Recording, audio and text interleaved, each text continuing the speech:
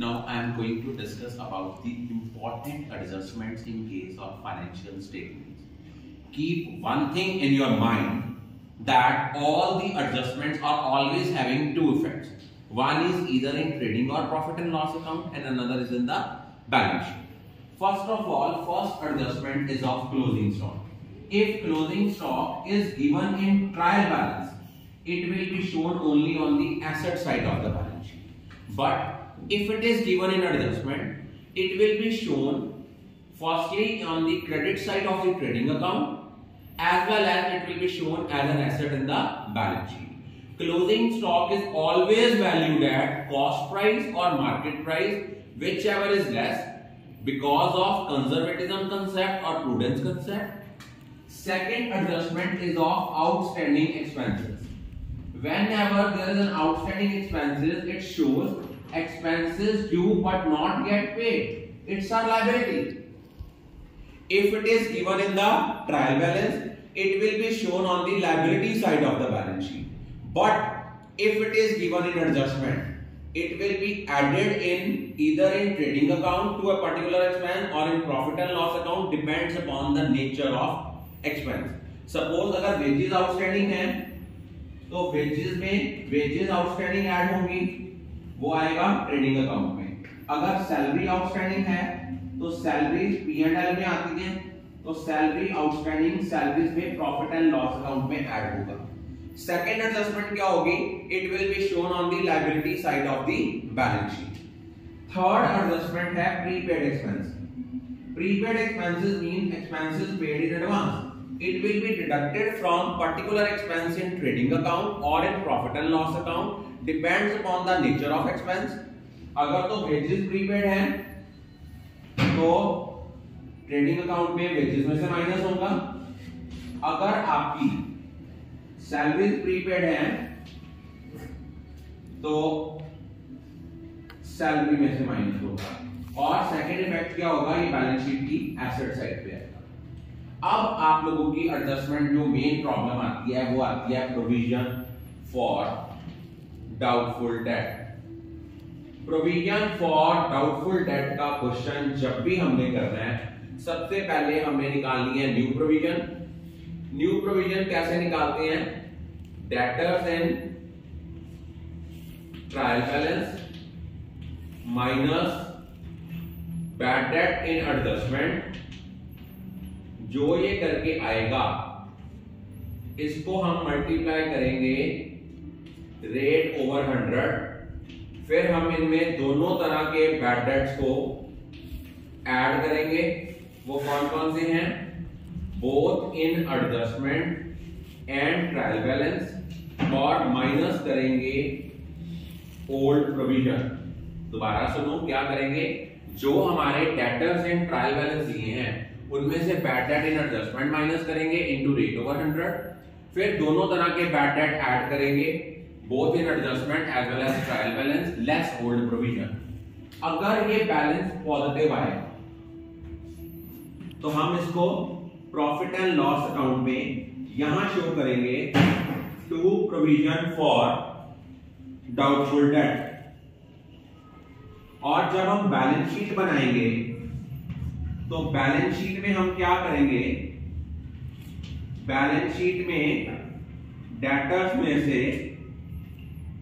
Bad debt in adjustment minus करेंगे as well as new provision minus करेंगे. क्या minus करेंगे? बैड डेट इन एडजस्टमेंट और new provision.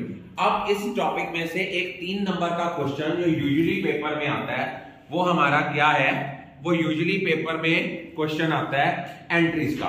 और वो एंट्रीज यूजुअली स्टूडेंट्स की गलत होती हैं, तो मैं आपके साथ वो एंट्रीज दोबारा शेयर करने लगा हूं कि कहां कहां उसकी गलती आती है और उन एंट्रीज को कैसे कैसे करना है. देख लो, एक तो सबसे पहले मैजॉरिटी स्टूडेंट्स की जो सबसे पहली गलती आती है वो क्या आती है कि जो आपके एडजस्टमेंट्स वाले बैड डेट है उसकी एंट्री आनी है bad debt account debit to debtors account. ये कौन सी किस अमाउंट के साथ आना है? With bad debt in adjustment. दोबारा देखो, आपके जो बैड डेट इन एडजस्टमेंट है इसकी एंट्री क्या आनी है? Bad debt account debit to debtors account. Second entry कौन सी आती है? सपोज सेकेंड एंट्री आपकी आनी है कि आपने बैड डेट को ट्रांसफर करना है कहां पे? प्रॉफिट एंड लॉस अकाउंट में। सपोज उन्होंने लिखा हुआ है कि हमारे डेटर्स है ट्रायल बैलेंस में 7 लाख के और हमारे बैड डेट इन एडजस्टमेंट है 5000 के और 10% प्रोविजन बनानी है। तो पहले सबसे पहले एंट्री करनी है bad debt account debit to debtors with 5000। उसके बाद अब आप लोग देखो आपके बैड डेट कितने हुए? बैड डेट सिर्फ 5000 है। अब इसकी एंट्री हमने क्या करनी होती है? इसकी एंट्री करनी होती है profit and loss account debit. ध्यान से सुनो, एंट्री क्या करनी है? Profit and loss account debit to, हमने क्या करना है? Profit and loss account debit to bad debt. मैं बताता हूं ये दो तरह की एंट्रीज हैं। पहली एंट्री करनी है bad debt account debit to debtor. Second entry क्या करनी है? Profit and loss account debit to bad debt. और एक एंट्री करनी है profit and loss account debit to provision for doubtful debt. लेकिन आपको इतनी ज्यादा कंफ्यूजन करने की जरूरत नहीं है क्योंकि बुक में दो तरह की इलस्ट्रेशन दी हुई है। तो आपने जो एंट्री करनी है वो कैसे करनी है? एक चीज याद रखना, पहली एंट्री तो वही रहनी है bad debt account debit to debtors. वो कौन से लेने हैं? जो बैड डेट इन एडजस्टमेंट है।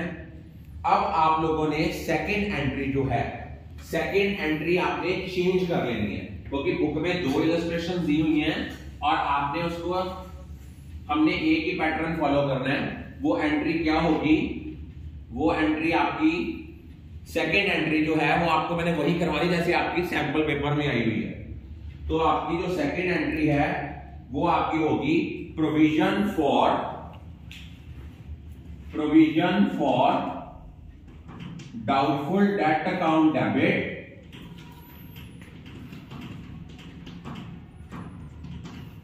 To bad dates.